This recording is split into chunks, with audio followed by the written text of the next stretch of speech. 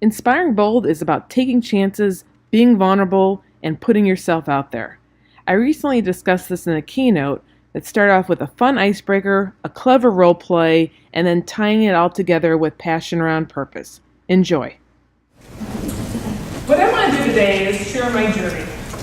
Lean's changed me as a leader, as a team lead, as a colleague. It's changed me as a wife and a mother. It's changed me as a human being, and it allowed me to fulfill a dream I had since I was 10 years old. But before we get into that, I actually want to do an activity with all of you. You just did 2 pats on the table and 1 clap. What I want you to go ahead and do is repeat that same action 5 times. When I say start. Ready? Start.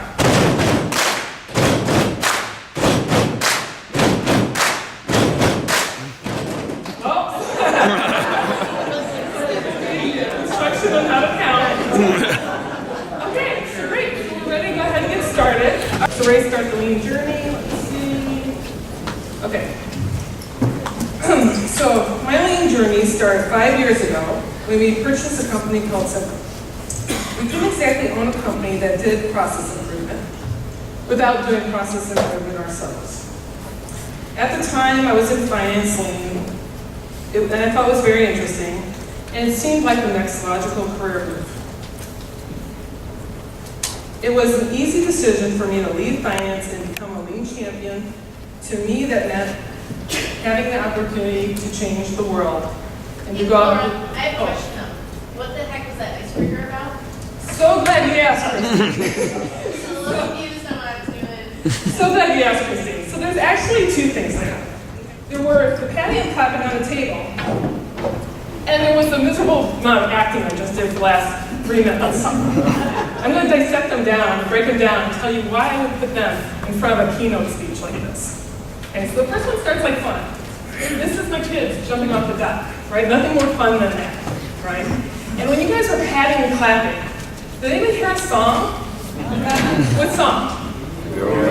We Will Rock You. You almost felt like singing, right? But when I tested this out, what happened is that not only did people hear that song, it brought back an experience for them. It brought back energy, right? Being at a football game, Vikings game, where there was a big win. And that energized them. They were like walking in the room completely energized. And that's where I wanted to start this keynote speech. But then, why do a little bit of acting again? Does anybody have a thought on that? Okay, let me give you a clue. If public speaking is number 1 on the list of things people are afraid of, with death being number 7, if you have to get up here and speak, how does it make you feel to open up the keynote speech with patting, clapping, and then do a little acting? How'd that make you feel? Anybody? Like you could overcome death?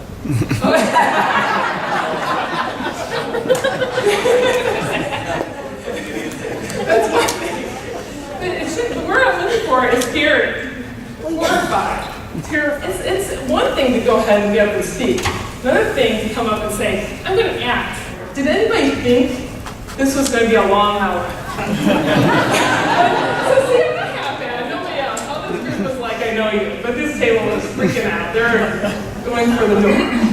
And I translated this to putting yourself out there. Where I wasn't doing this before I started Lean, I started doing more things around speaking, more things around mentoring, teaching, coaching. I was just putting myself out there. But I really didn't have an idea why I was doing all that. And I was then sitting at a Shingle conference and a McKinsey breakout where they showed these 3 concentric circles. Now these are famous for a lot of different reasons. In fact, I was at a webinar for salary negotiation, and they showed this at the end. And I'm not really sure how that ties in, right? But the connection I made was, at the center is your comfort zone. And as you start to put yourself out there, that's where you learn. That's where you push into the danger zone, and that's where you really start to grow. This means doing challenging events, coaching challenging people. The more difficult, the better, because that's where I was going to grow. And I have to give a shout out to the Michigan Lean Consortium because they have been a great safe haven for me to practice. It's not that I got to this keynote overnight. It's been a series of experiences that have led me to this spot. But as I started to think about it, there was something I was still missing. Like, okay, I was growing, but as my husband would say, like, why can't you just sit and relax on the couch? And I started to think about, was I having a midlife crisis? And for those of you in that age range, luckily enough, there's a checklist. So it starts with, are you spending time in the bathroom looking for white hair? Check. Are you thinking about doing something crazy, like a bungee jump? Check. Are you thinking about buying a motorcycle? I used to have a motorcycle actually, but yes, I'm thinking about getting them again. Check. Spending more time in the bathroom brushing your teeth, spending more money on vitamins, check and check. The only thing I haven't done here yet is actually think about getting a tattoo. But there's still time left on this crazy Michigan Lean conference, right? So that might come true by the end of the week. Now, life has a way of handing you the answer if you're paying attention and listening for it. And my answer would come at an IBM Design Thinking Workshop. So as lean practitioners, when we joined IBM, we were required to take this training, Design Thinking, and the instructor was going over a whole set of tools with us.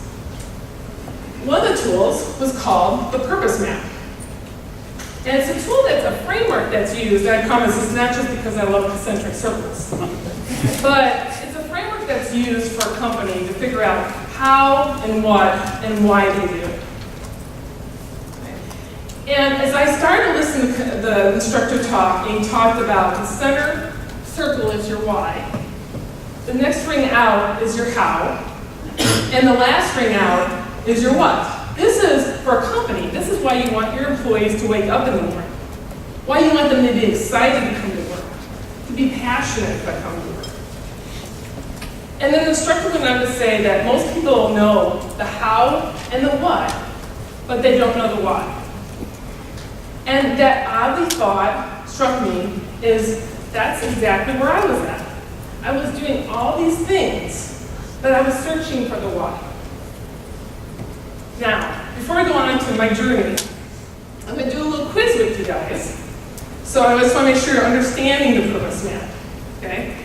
So the way this quiz is going to work is I'm going to give you a purpose, and I want you to guess the company.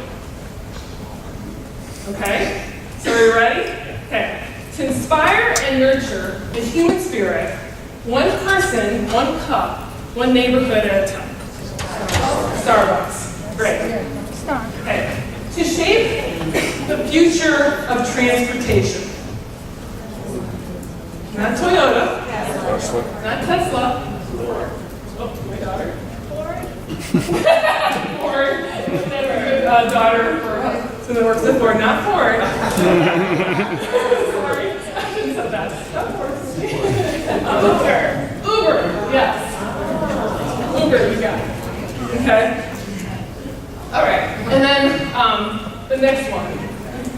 To improve lives and give hope by delivering innovation to address the world's most pressing health challenges through data and cognitive insights. Thank you. IBM Watson Health. And let me say something about that. We were purchased. Is this like an investor's? We were purchased. No, this is just who I am. We were purchased by IBM. We were a small company. And IBM felt very large. But for me being in the trenches for the work I was doing as a lean champion, I felt very far away from this. It was awesome to hear the stories about cancer patients, about diabetes, helping doctors, about children who are overweight, opiate addiction, all these different things. But those people felt very far away from me. So not only did I find myself really looking for a purpose, I also found myself trying to figure out, where do I fit in at Watson Health? So going forward from there, I decided the next morning to use that purpose map. I drew the circles out. The how and the what were easy, right? The what was my job was transformation, to transform the process, engage employees, change things. The how was all the things I was already doing, lean workshops, right? But also all the other stuff, coaching, teaching, mentoring. And at the center, as I thought about it, it was to inspire. And not just inspire, but inspire bold change. Because that's what we always look for in the lean. We're getting groups of people together to really change the status quo. We'd say, if this was your business, is this how you run it? And so inspiring bold became that why for me. And that dream I mentioned at the beginning of the speech was actually that I just released a book called Inspiring Bold. So when I was 10 years old, a little less than my daughter's age, I used to write all the time. But life has a way of pulling you away from those dreams, right? And then just as, Watson Health had this awesome mission, I felt like I should have a way of fitting into that mission too, right? So I came up with my tagline, which was saving lives by inspiring bold change and improving the daily work our employees do, right? Our Watson Health. So if Watson Health employees, if we can carve waste and take chaos out of their lives, then they can go on to help all those people that I've heard stories about. But this became not just who I was at work, it became just who I was as a person. At the grocery line, right? Dropping off my kids to school. It just became naturally part of everything I was doing. I hope you've enjoyed this clip. Please feel free to follow me at Twitter or LinkedIn, or subscribe to my YouTube channel. Inspiring Bold the book is available on Amazon for purchase. Thank you. Grateful, Laura.